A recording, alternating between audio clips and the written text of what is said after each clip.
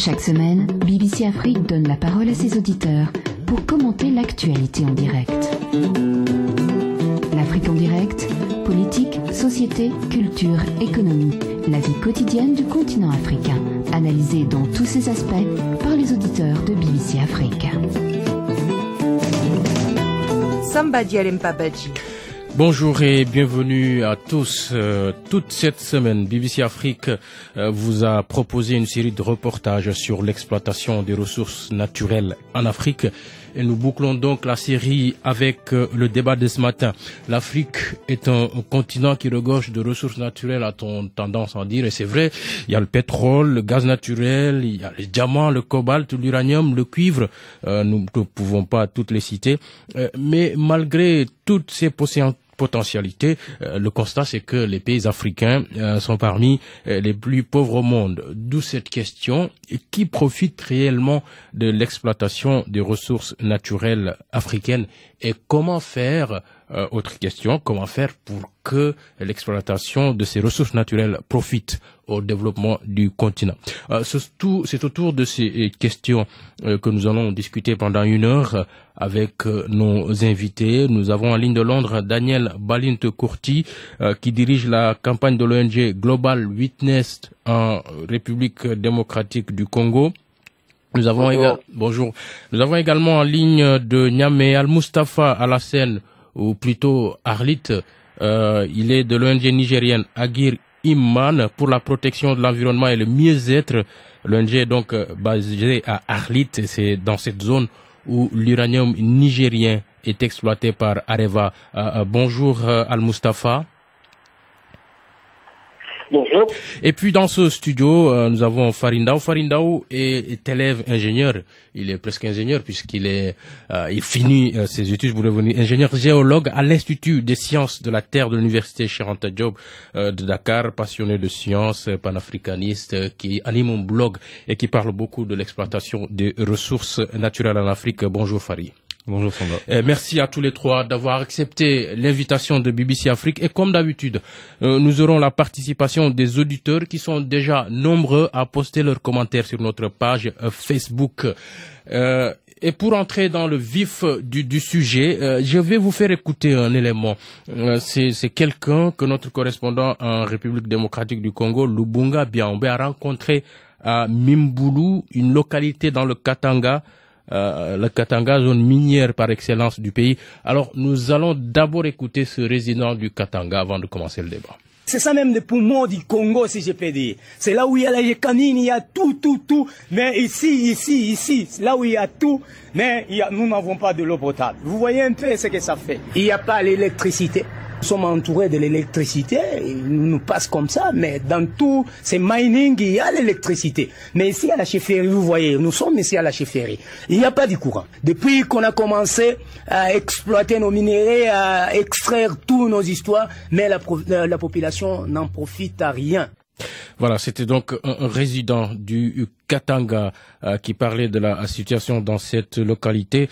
Alors, je vais commencer avec vous, Daniel, puisque nous sommes en RDC. Daniel Balint-Courti, vous travaillez avec Global Witness, qui est une ONG qui travaille pour la transparence dans l'exploitation des ressources minières. Alors, le Katanga, c'est bien le poumon de la RDC.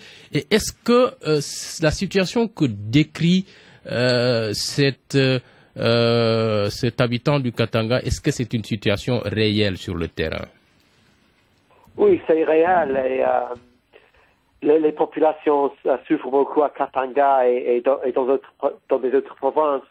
Et ce qui est remarquable, c'est que malgré le fait que l'économie du Congo officiellement sur le plan macroéconomique avance et que les investissements dans le secteur minier officiellement augmentent aussi, on voit beaucoup de gens qui disent qu'eux sentent qu'ils deviennent de plus en plus pauvres. Et si par exemple on regarde l'indice de la faim, dans l'année 2011, le Congo a chuté jusqu'au dernier place dans cet indice. Et c'était le seul pays du monde où un pays tomber du niveau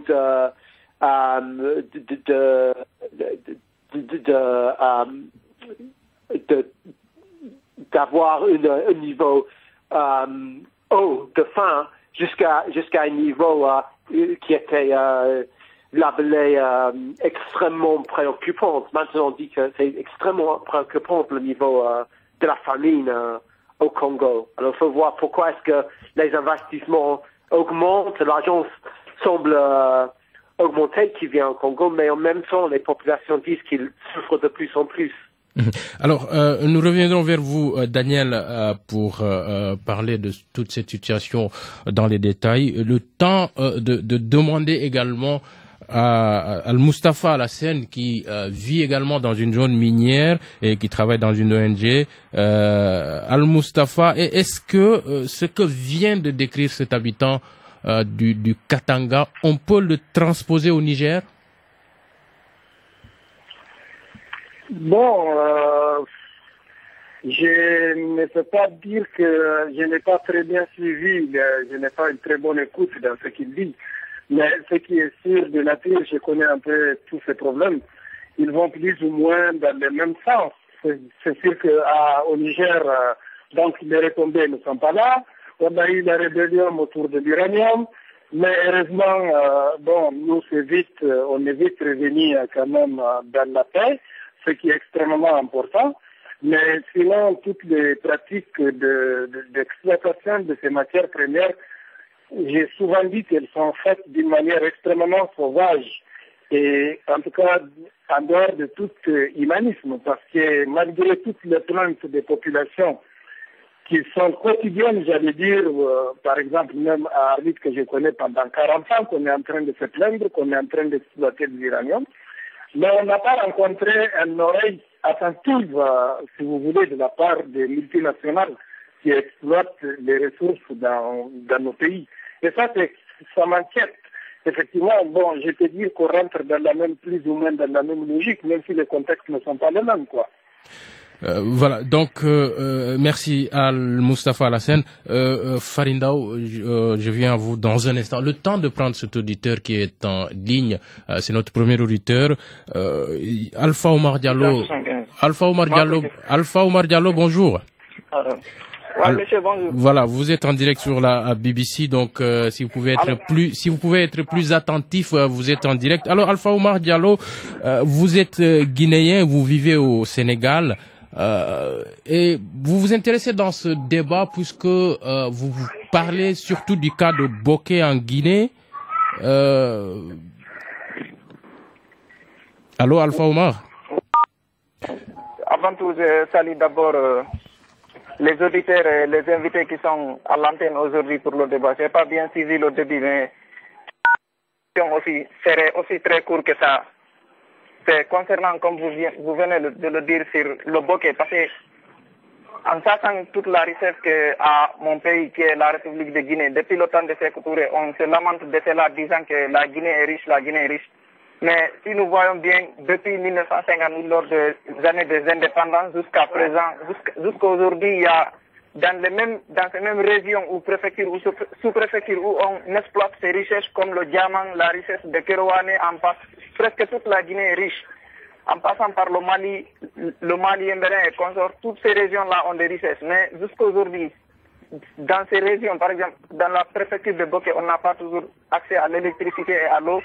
Donc on parle de ces richesses-là et on continue à les exploiter. Moi, ma question serait de savoir quelles sont les dispositions qui devraient être prises par les autorités guinéennes qui sont actuellement au pouvoir et ceux qui seront à l'avenir pour faciliter au moins l'accès à l'électricité. Il y a beaucoup d'écoles qui ont fermé à cause de tous ces élèves et étudiants que je vois. Ils n'ont pas accès à l'informatique et consorts parce qu'il n'y a pas d'électricité. Dans un pays qui a des cours d'eau qu'on ne peut pas compter le nombre.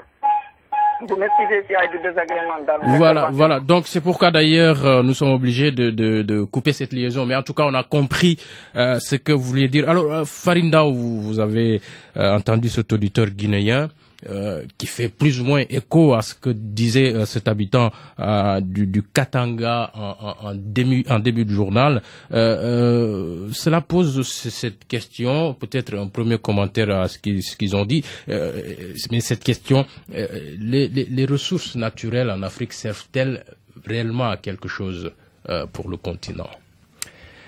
Déjà, bonjour, merci pour l'invitation. J'ai bien écouté les trois auditeurs précédents, dont les deux invités.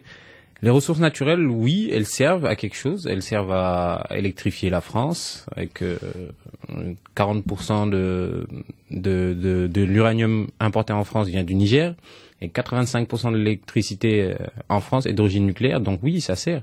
Mais ça sert à d'autres pays. Maintenant, dans nos pays, ça sert à, comme l'un des auditeurs l'a dit, à nourrir une certaine caste qui est au pouvoir.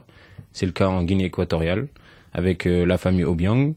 Et ce qu'on pourrait faire, il y a des solutions par contre, c'est créer des sociétés nationales de participation, comme la Sonangol en Angola, dans le cadre du pétrole, ou bien à un degré moindre la société, la NNPC au Nigeria, parce que aussi ils ont des participations majoritaires de l'État dans des joint ventures comme Shell Nigeria, et ça permettrait de capter plus de revenus, et donc en captant plus de revenus, on dispose de plus de liquidités pour faire des programmes sociaux ou autres.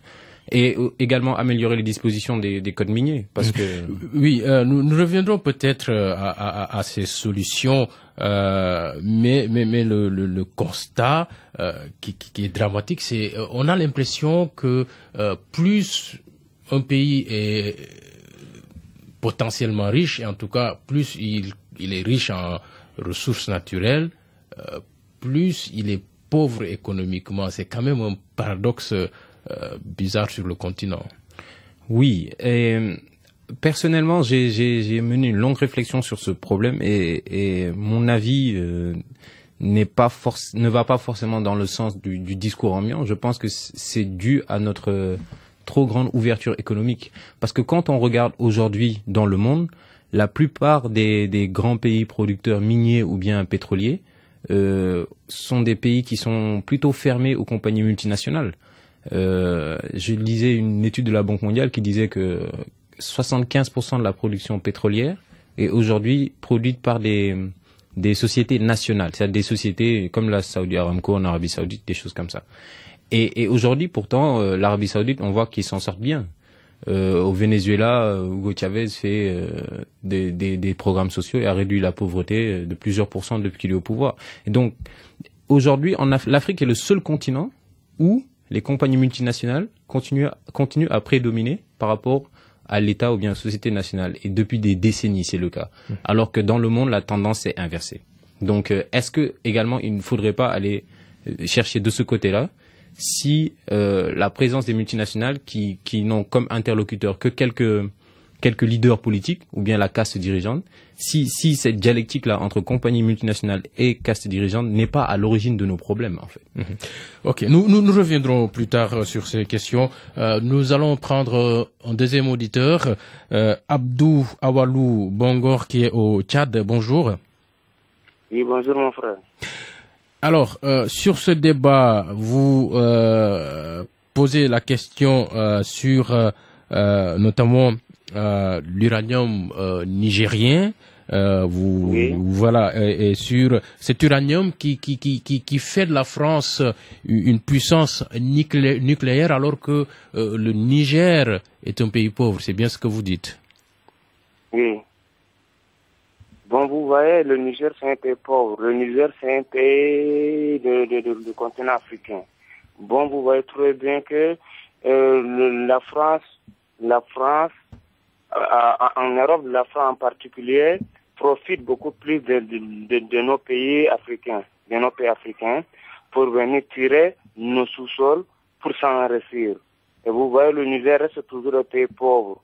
Revenons un peu au Tchad, s'il vous plaît. Le Tchad, maintenant, actuellement, le Tchad a exploité le pétrole il y a de cela, bon, 9 ans, depuis 2003. Et jusqu'à cela, nous n'avons pas vu quand même l'intérêt de notre pétrole, de notre sous-sol.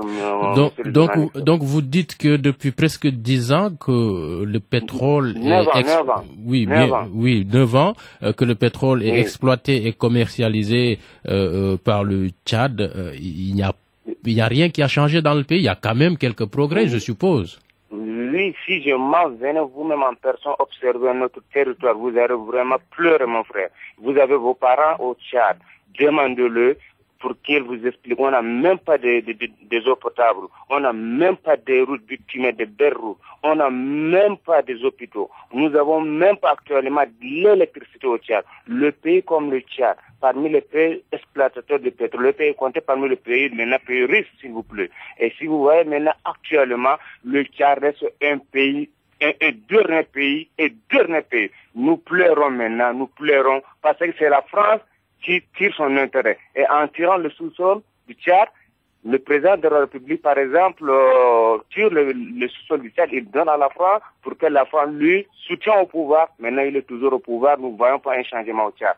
Et maintenant, les hôpitaux, nous écoutons, la Chine veut construire une autoroute en N'Djamena. Mais N'Djamena, vous voyez, c'est une petite capitale qui n'atteint même pas 1 million de la population. Mais pourquoi on construit une autoroute à la capitale et or que à la province, même N'Djamena n'a même pas des hôpitaux qui a été construit actuellement par le sous-sol tchadien. Non, on n'a pas un hôpital.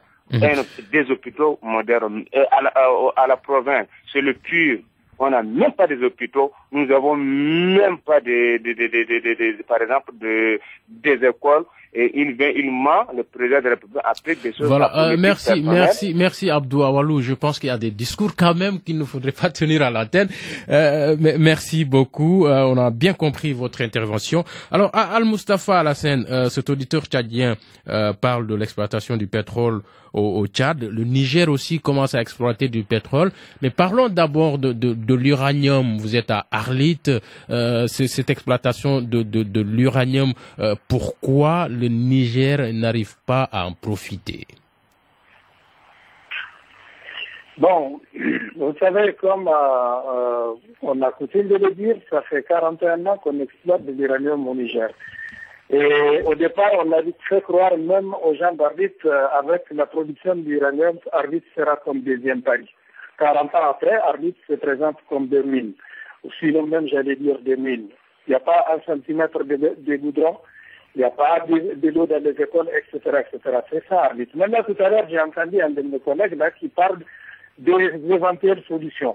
Les solutions de ce problème ne sont pas, si vous voulez, de créer des entreprises à notre point de vue ou de ceci. Mais il faut qu'on dise, nous tous, qu'aujourd'hui, ce problème-là, la seule façon et la seule manière envisageable de profiter de nos ressources, c'est que nous, qu'on se solidaire autour de nos autorités. Parce que les autorités aujourd'hui, c'est vrai, il y a quelqu'un qui disait qu'elles se remplissent les poches. Mais la seule solution qu'elles ont, c'est de se remplir les poches, parce qu'aujourd'hui, chaque fois qu'elles prennent des décisions par rapport à ces multinationales, le lendemain, c'est un coup d'État. Donc, et ce coup d'État, ce n'est pas les Français qui viennent le faire tant que ça. C'est entre nous, c'est ici qu'on mobilise les gens pour faire ce genre de pratiques. Il n'y a aucun Français qui vient se battre pour faire le coup d'État parce qu'ils ne sont pas contents, mais ils donnent de l'argent.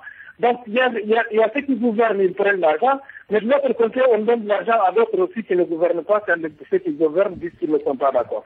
Je pense que les Africains doivent être interpellés par rapport à ces pratiques qu'on arrête. Ces façons de voir les choses.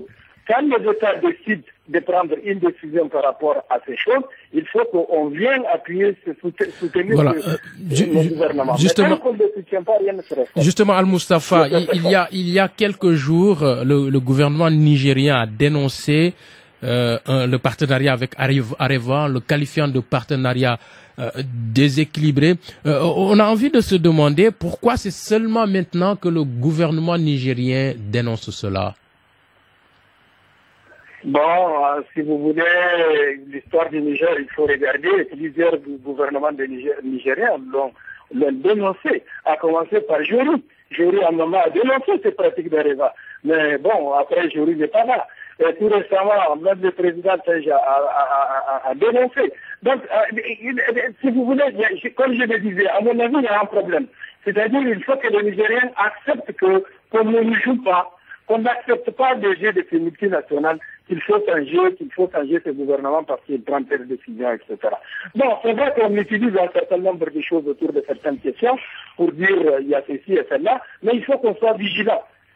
Mais j'ai dit donc aujourd'hui la position prise par notre gouvernement, moi je pense que c'est extrêmement important. Et nous disons que d'ailleurs nous allons organiser une manifestation la semaine prochaine pour soutenir donc la position de ce gouvernement. Parce qu'effectivement ce n'est pas seulement un déséquilibre, mais pour nous ce n'est pas un déséquilibre, mais plutôt c'est un piège. Et par rapport à ce que vous disiez un peu plus haut, vous ne craignez pas que cette position du gouvernement nigérien conduise à ce que ce gouvernement soit déstabilisé parce qu'il commence à dénoncer ce partenariat avec Areva?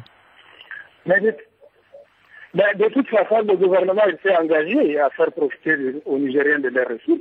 Donc maintenant, qu'il va être déséquilibré ou pas, c'est son devoir de le faire. Et il l'a fait, et moi je le félicite de l'avoir fait. Maintenant, on verra bien. Maintenant, si les Nigériens pensent que chaque fois qu'un gouvernement fasse son devoir, il faut qu'ils acceptent de déséquilibrer, bon, ça c'est un autre problème. Dans ce cas-là, qu'on arrête de se plaindre pour dire que non, on nous exploite par là, on nous exploite par là. Donc vraiment, et qu'on arrête aussi d'accuser le gouvernement. Si chaque fois qu'un gouvernement fait son devoir et que d'autres compatriotes acceptent de le déstabiliser, mais écoutez, dans ce cas-là, restons dans notre fort, quoi. Mais il ne faut pas accuser le gouvernement pour dire que c'est le gouvernement qui ne fait pas le travail. Alors, Daniel Balint-Kourti, est-ce que la transparence ou le manque de transparence dans l'exploitation des ressources naturelles est aussi une des raisons qui font que les pays africains ne profitent pas le maximum possible de l'exploitation de ces ressources-là? Je crois que ça joue un grand rôle parce que sans la transparence, personne ne peut tenir les responsables comptables, ils ne peuvent pas rendre des comptes de ce qu'ils font. Si personne ne sait ce qui se passe, on ne sait pas de quoi se plaindre. Mais la transparence, c'est un moyen, ce n'est pas une fin. Global Witness travaille pour qu'il y ait la transparence, mais la transparence pour il peut y avoir une façon plus démocratique de gérer les ressources, et aussi la transparence est un moyen de faire une barrière à la corruption. Alors, par exemple, maintenant au Congo, il y a eu une augmentation d'une certaine façon dans la transparence. Il y a eu beaucoup de contrats, par exemple, qui ont été publiés, et ça c'est très bien. Le problème maintenant, c'est que maintenant qu'on voit les contrats, ça confirme, ça va dans le sens de confirmer les inquiétudes qu'on avait d'une corruption d'une grande échelle. Et maintenant qu'on voit des indices que vraiment il y a eu un comportement qui pourrait être très corrompu, il faut aller au fond et tenir les gens responsables de ce qu'ils font et changer les choses. Alors la transparence n'est pas une fin, c'est un moyen d'arriver à une situation meilleure où les ressources naturelles sont gérées d'une façon plus responsable. Voilà. Il faut dire aussi que de voir les choses où il y a les sociétés d'un côté, les sociétés multinationales d'un côté et les gouvernements d'un autre, je crois que c'est pas nécessairement la façon la plus qu'on devrait le voir. Il y a une complicité entre les sociétés étrangères qui pillent ou qui font les mauvaises choses dans les pays et les gouvernements. Si on regarde les cas de Guinée équatoriale, de Congo-Brazzaville, c'est clair que les dirigeants de ces pays ont travaillé en complicité avec les sociétés étrangères pour extraire autant d'argent qu'ils peuvent pour leur bénéfice et pas pour le bénéfice du pays. J'ai peur que la même chose se passe au Congo. Alors, nous parlons tout à l'heure avec vous du cas spécifique de la RDC, avec notamment le trafic des minerais, avec le conflit qu'il y a dans l'est de la RDC.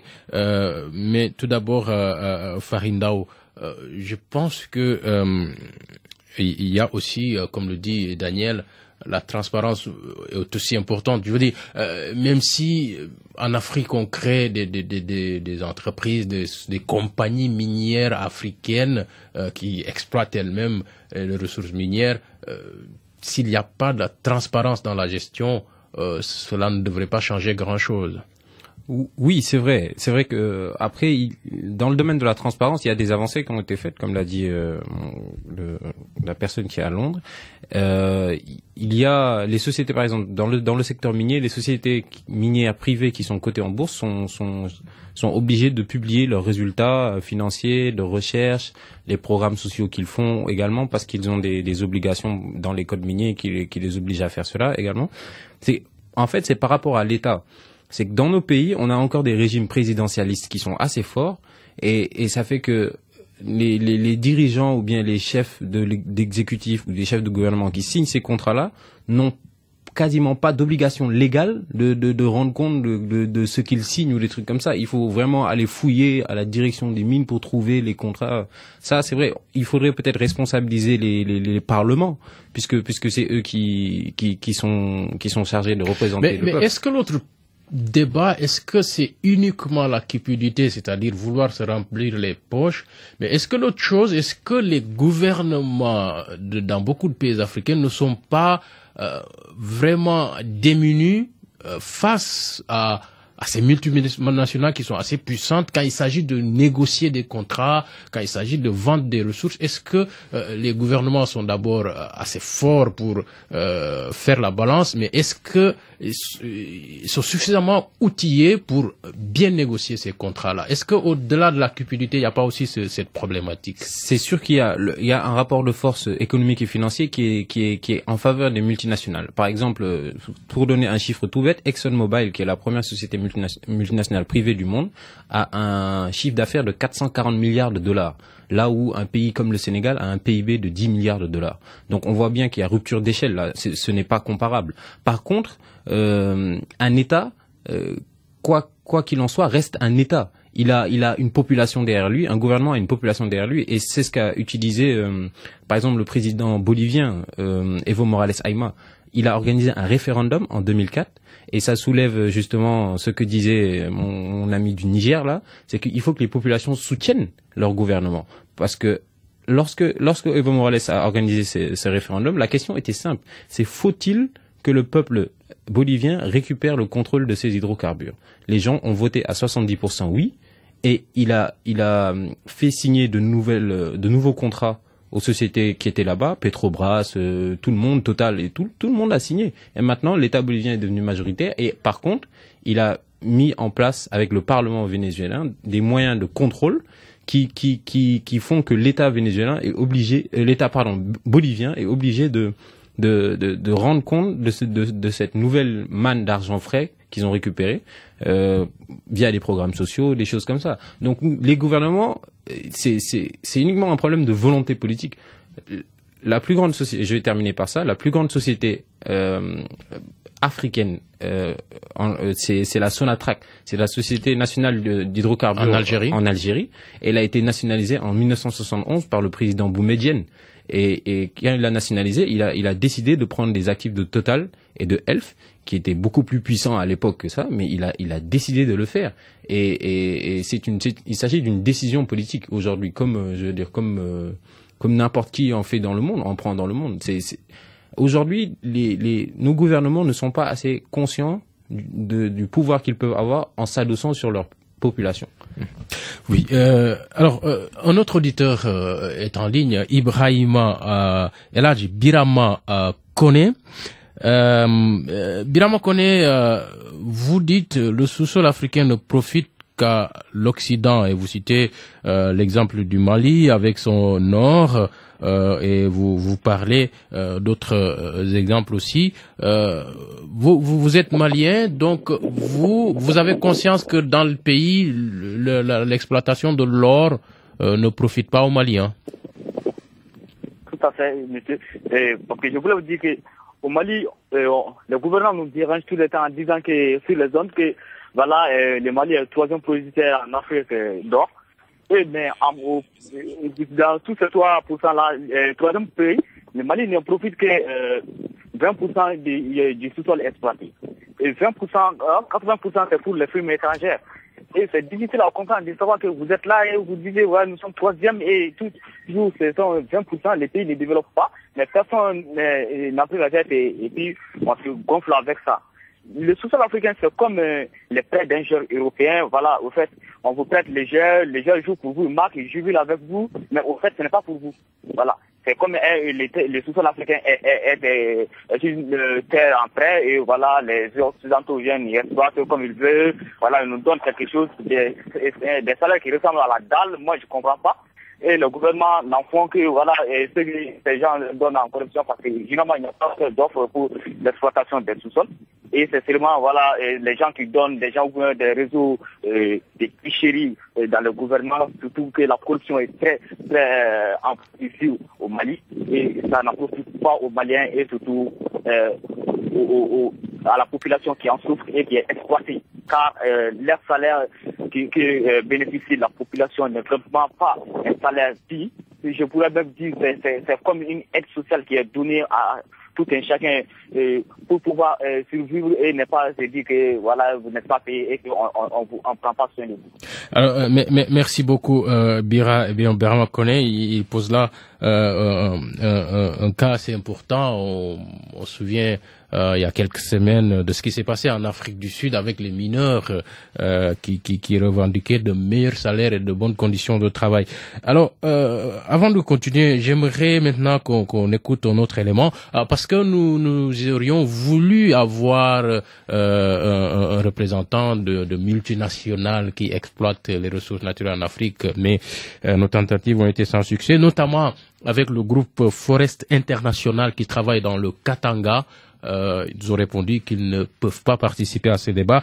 Mais tout de même, nous avons eu un de leurs responsables dans un reportage de notre correspondant en RDC, Georges Arthur Forest, qui explique, parce que ça aussi c'est un des débats, qu'est-ce que sur le terrain et dans les zones où ces multinationales travaillent, mènent leurs activités, qu'est-ce qu'elles font concrètement sur le terrain en termes de réalisation sociale. Alors nous allons écouter sur ce point Georges Arthur Forest. C'est une tradition familiale de faire le social parce que lorsque nous développons une activité industrielle, nous avons d'office l'idée de faire du social à côté.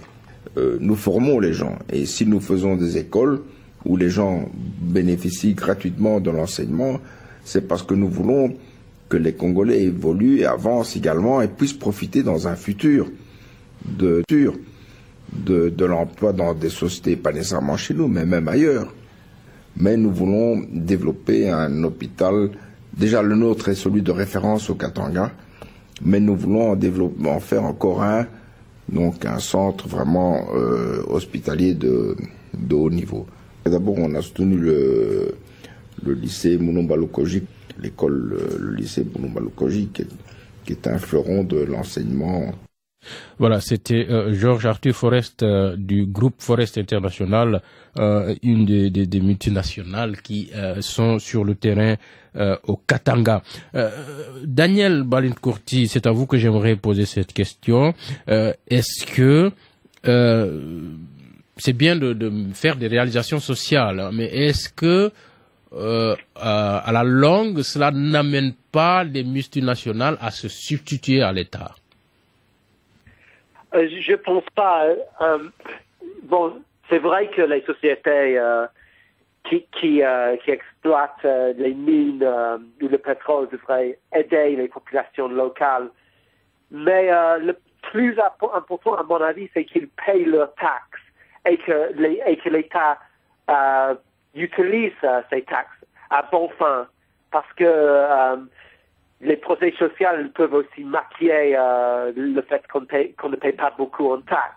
Et le secteur minier, les taxes au Congo semblent être très très bas. Et là, pour voir au fond du problème, avec les sociétés en général, je ne parle pas de la société Forest, c'est pas la situation dans ce domaine. Mais le système international est construit que c'est très facile pour les sociétés d'éviter de payer les taxes en utilisant les systèmes qui passent par les paradis fiscaux. Les paradis fiscaux sont un élément clé du problème du secteur minier et pétrolier dans le monde. Ils permettent les gens de garder les vrais propriétaires des sociétés secrets. Alors s'il y a les officiels du gouvernement, par exemple, là-dedans qui tirent le profit, personne ne le sache. Et aussi, ça permet aux sociétés d'éviter de payer les taxes. Et je crois que avant qu'on se vante du fait qu'on a construit cette école ou cette usine, il faut dire qu'est-ce qu'on a payé comme taxe et est-ce que ce niveau de taxe est le niveau réel que vous devez payer. Ça, c'est le plus important. Alors, parlons maintenant du cas spécifique de la RDC, le Katanga et l'Est, en général, l'Est de la RDC. Alors, c'est aujourd'hui une zone de conflit où des groupes armés s'activent, les populations sont dans l'insécurité, mais dans le même temps, on se rend compte que les activités, comme on dit, les affaires continuent, business as usual. Oui, je pense que pendant les 2 dernières années, au Congo et dans le monde entier, on a pris beaucoup plus conscience du problème des minerais de conflit, ces minerais qui sont vendus au profit, au bénéfice des groupes armés. Mais c'est vrai qu'il y a beaucoup de gens qui continuent à vendre des minerais, souvent en contrebande. Je crois que c'est un problème qu'il faut régler parce que c'est une sorte de cercle infernal dans l'est du Congo parce que on exploite les minerais, ça alimente les groupes armés et ils deviennent plus forts et ça les donne encore plus de puissance à capturer, à devenir les maîtres des zones minières. Alors il faut couper cette infernal. C'est aussi quelque chose sur lequel on travaille et on voit qu'il y a un changement parce qu'il y a une loi qui a été passée aux États-Unis, il y a les lois qui ont été passées au Congo pour combattre ça. On espère que maintenant l'Union européenne va suivre le Congo et les États-Unis pour mettre les barrières à la vente des minerais de conflit. Alors oui, c'est un très grand problème. Et au Katanga, il y a toutes sortes de problèmes aussi, la pollution, les abus de droits de l'homme sur les sites miniers. Mais on a aussi noté que quand on vend les mines, presque toutes les grandes mines qui étaient vendues par l'État depuis 2009 ont été vendues à des prix extrêmement bas à des sociétés qui sont le plus souvent affiliées à un ami du président. Et puis après, avec ces sociétés offshore, là, ils commencent à faire des grands bénéfices.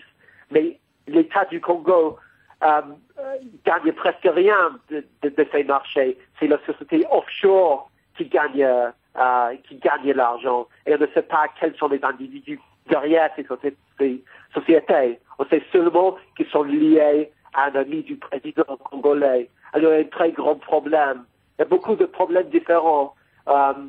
Mais voilà, il y a la société internationale qui a une responsabilité dans tout cela. Alors,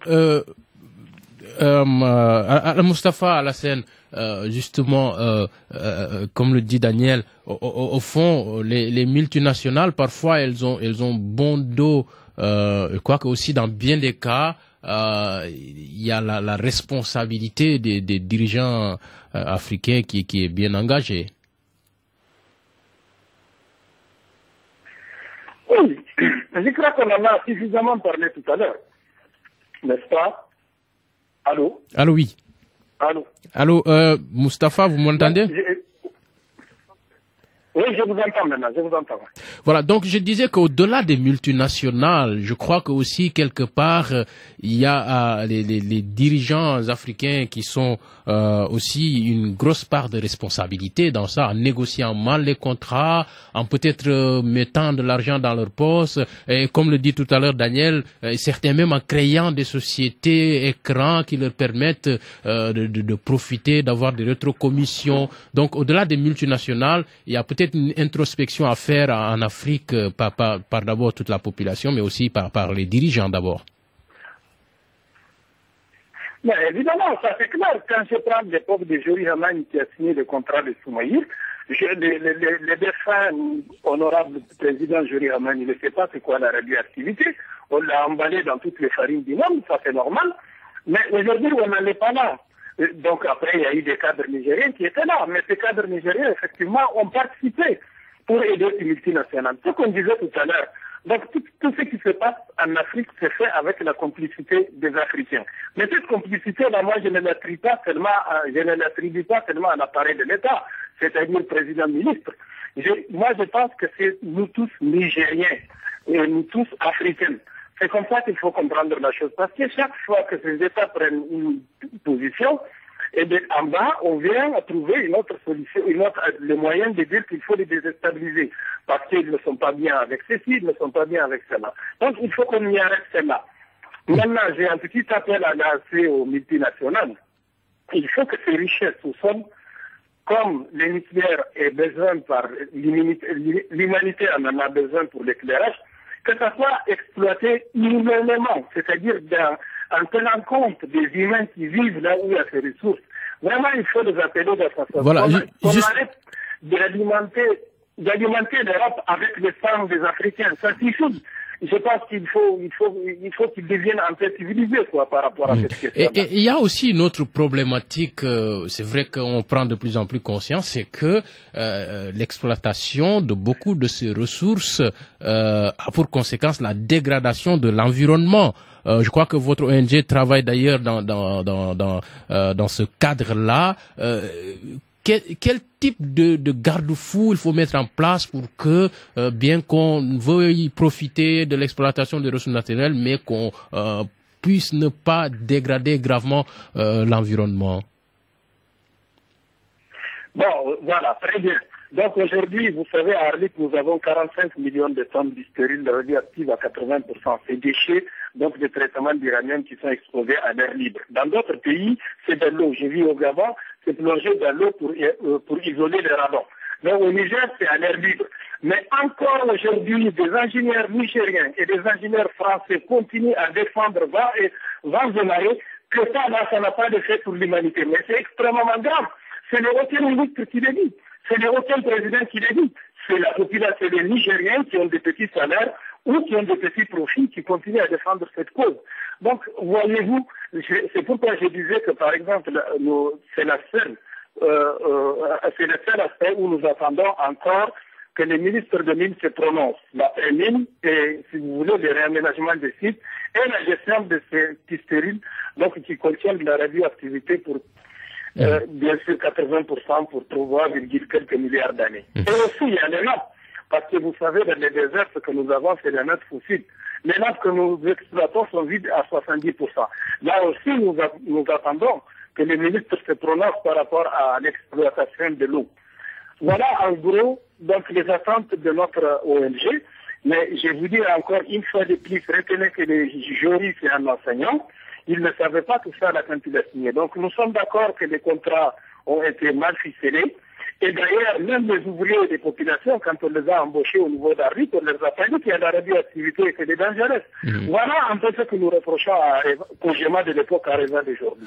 Oui, alors Farindao, c'est le problème de la dégradation de l'environnement. Vous êtes géologue.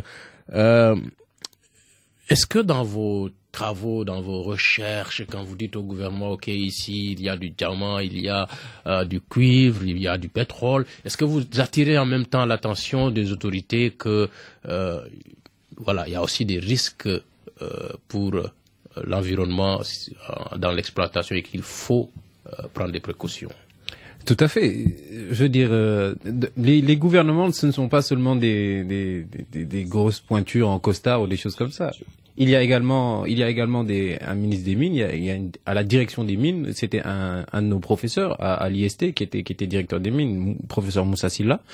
Et dans le code minier sénégalais, par exemple, pour parler de l'exploitation de l'or au Sénégal, il y a des dispositions qui disent très clairement qu'on doit recaser le site, qu'on doit faire attention, qu'il y a un contrôle qui est fait par des agents des eaux et forêts et de l'environnement qui doivent aller voir sur les sites de production, lors de la prospection, tout ça. Donc oui, ce sont des données qui sont prises en compte par la loi. Et en fait, je voulais insister, c'est que il est très important aujourd'hui, au-delà des lamentations, de se prononcer sur du palpable, du factuel, sur du légal, de la loi. Parce qu'en fait, toutes ces concessions, toute cette exploitation est régie par des lois que les États font signer aux sociétés.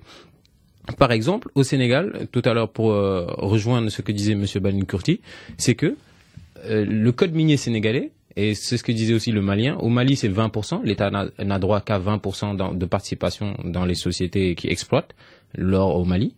Ici, au Sénégal, c'est 10%. En Guinée, c'est 15%. C'est-à-dire, que fait la CEDEAO? Si on a un cadre juridique qui s'appelle Communauté économique des États ouest-africains, il faut au moins qu'on harmonise cela. Il y a un projet qui est toujours en discussion depuis des années, qui n'a pas encore avancé. Voilà. Déjà, ça, c'est une première donnée à prendre en compte. Après, ça nous permettrait de gagner plus d'argent et en plus, j'insiste, c'est ce que disait tout à l'heure aussi Al-Mustafa, c'est que, et là où je suis pas trop d'accord avec lui, où je partage un peu son point de vue également, c'est que il dit que ce sont tous les Nigériens ou bien tous les Sénégalais ou tous les Maliens qui doivent être solidaires de leur gouvernement si celui-ci prend la décision, par exemple, de vouloir bénéficier de l'or ou de l'uranium ou des choses comme ça. Mais est-ce que ces gouvernements font comprendre à leur population, font un travail, disons, pour parler de ces problématiques aux populations? Est-ce que ces gouvernements, disons, s'appuient sur leur population? C'est un peu l'erreur, toute proportion gardée, qu'a fait Thomas Sankara. C'est-à-dire, juste après son assassinat, les Burkinabés n'ont pas réagi, le pays est redevenu corrompu, et derrière, Blaise Compaoré est au pouvoir depuis 25 ans. Il voulait faire quelque chose, mais il faut faire de la pédagogie. Il ne faut pas vouloir se prendre pour Zorro ou autre chose. Il faut toujours, parce que au final, ces richesses n'appartiennent pas au gouvernement, ils appartiennent à la population. Et il faut que ces populations soient sensibilisées. Ce genre d'émission que l'on fait comme ça, il faudrait que moi je prenne mon 4x4, que je parte à Kédougou, à Saraya, et que j'en parle aux populations en langue locale. Ça aussi, il faudrait qu'on le fasse. C'est une des voies de solution qu'on pourrait trouver. Parce que toutes les batailles ne se font pas qu'à l'international, entre instances. Il faut que les gens sur place soient impliqués. Parce qu'au final, c'est eux qui pourront défendre leur environnement, exiger un respect de la loi et mettre la pression à leurs députés pour qu'ils votent le nouveau code minier pour qu'enfin on puisse en profiter. Voilà, merci beaucoup Fari. Alors, nous allons prendre un autre auditeur, c'est Baba Kamara. Non, on fait signe que Baba Kamara n'est pas en ligne. Nous allons donc prendre Innocent qui est à N'Djamena au Tchad. Bonjour Innocent. Bonjour. Alors, dans cette partie du débat, nous essayons de voir comment faire maintenant pour que l'Afrique ou les pays africains dotés de ressources naturelles puissent en profiter le maximum. Alors, pour vous au Tchad, qu'est-ce que vous pensez qu'il faudrait faire?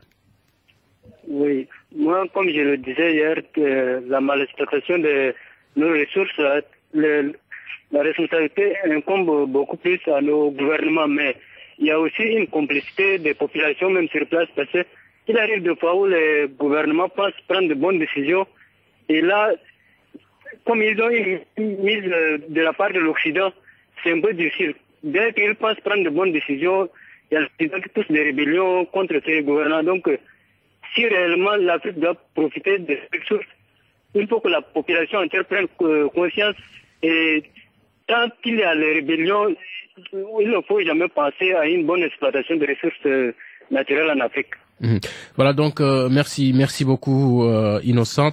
Alors d'autres auditeurs que nous n'avons pas pu avoir au téléphone ont quand même réagi sur les médias sociaux, notamment sur Facebook et aussi en nous envoyant des messages SMS. Donc tous ces messages ont été compilés par Abdourahmane Dia et il va nous les lire. Oui, Samba, nous allons démarrer avec cet auditeur malien Modibo Dramé. Il dit sèchement ceci: nos dirigeants sont corrompus et ne pensent qu'à leur poche. Benny Blanco Sabandi nous le dit: sous-sol riche, pays pauvre, dirigeants riches et pays affamés égale paradoxe. Amadou Bachirou du Niger nous dit que son pays est le 3e producteur mondial d'uranium et récemment producteur du pétrole, mais que le pays est cité parmi les pays les plus pauvres de la planète. Actuellement, dit-il, les Nigériens ne profitent pas de leur pétrole qui coûte trop cher et le gaz se fait aussi rare, et il dit que c'est dommage. Nous allons peut-être terminer avec ce message. Nous avons beaucoup de messages, mais nous terminons par celui-ci. Trésor Congolo qui dit que le sol et le sous-sol appartiennent à l'Occident et aux chefs d'État africains. Le peuple n'est pas informé de tout ce qui se passe sur ces terres. Alors, merci beaucoup Abdourahmane Dia. Daniel, vous êtes toujours avec nous. Alors, oui, je suis toujours là. Oui. Alors, quand on essaie de voir un peu le travail d'organismes comme Global Witness ou d'autres, comme par exemple publier ce que vous payez, il y en a d'autres. Hein. Est-ce que vous avez le sentiment que ces campagnes, ce lobbying est en train de faire évoluer les choses dans le bon sens, ou c'est que vous êtes en train de prêcher dans le désert? Non, je suis optimiste. Je pense qu'il y a une bonne évolution. On peut noter par exemple maintenant que beaucoup de gens parlent de la transparence. On reconnaît l'importance de ça. Il y a 10 ans, on ne parlait presque pas. Et on voit certaines lois, par exemple la loi des hydrocarbures en Guinée, au sud du Soudan, je veux dire, et puis la loi sur les mines en Guinée, qui met en place plus de transparence. Par exemple, dans ces 2 lois, c'est obligatoire que les sociétés qui sont actives dans le pays déclarent qui sont les vrais propriétaires. Et c'est quelque chose de nouveau. Alors, il y a certaines évolutions qu'on peut noter, et sont très bons, mais en même temps, on peut pas être complacent. On peut pas dire que oui, tout va pour le meilleur, c'est sûr. Rester sur le qui-vive. Alors, il faut garder en tête quelles sont les solutions simples qu'on puisse mettre en tête pour améliorer les choses. Et une chose, par exemple, c'est de regarder l'accès aux ressources. Qu'est-ce qui se passe au premier lieu quand on donne, par exemple, le bloc pétrolier en société? Quelles sont les règles? Comment est-ce qu'on peut gagner accès à des blocs pétroliers, miniers? Il faut, par exemple, qu'il y ait les appels d'offres ouverts et publics où celui qui peut payer le plus gagne le marché et qu'il n'y a pas les arrangements entre amis. Il faut que les règles comme ça sont progressivement mises en place dans les pays riches en minerais pour qu'il y ait progrès. Voilà, merci beaucoup Daniel. Alors, Fari, est-ce que vous avez espoir, vous êtes optimiste que une bonne exploitation dans la transparence des matières premières ou des ressources naturelles vont permettre de développer l'Afrique? Je pose cette question en pensant un peu à un de vos posts sur votre blog où vous ne parlez pas de matières premières mais de matières dernières. Oui, en fait, j'ai utilisé ce paradoxe pour un peu exprimer le fait que on a plusieurs tares aujourd'hui qui font que l'Afrique n'exploite pas ses matières premières à fond. Et une de ces tares où je voudrais insister, où on n'a pas assez parlé, c'est au niveau des ressources humaines et des transferts de technologie. Par exemple, en Chine, au début des années 2000, ils voulaient se faire des lignes à grande vitesse. Et ce qu'ils ont fait, c'est qu'ils ont fait un appel d'offres international. Des Japonais ont applied, ils sont venus, des Allemands aussi, Alstom, le français également, est venu. Ils leur ont exigé de faire des transferts de technologie, qu'il y ait des ingénieurs chinois qui soient là et qui regardent. Et ça, aujourd'hui, ces dispositions-là sont absentes des codes miniers ou bien des codes pétroliers africains. Il faudrait penser à ça. Peut-être pas au Nigeria où ça existe, mais ça n'existe pas ici. Et au niveau des ressources humaines, aujourd'hui, le Sénégal, ou l'école où je suis, depuis 30 ans, on forme des ingénieurs géologues. Le président de la République est un ingénieur géologue. Il est sorti de cette école. Et la plus grande mine d'or du Sénégal, plus grande que Sabadola encore, a été découverte par 14 ingénieurs sénégalais. Donc on a les ressources humaines. Il faut qu'on se mette dessus, qu'on crée des sites nationaux. Merci beaucoup Fari, merci à Daniel Balint-Courti de Global Witness et à Al-Mustafa Alassane. Merci à tous et aux auditeurs aussi d'avoir participé à ce débat que vous pouvez réécouter sur notre site internet www.bbcafrique.com.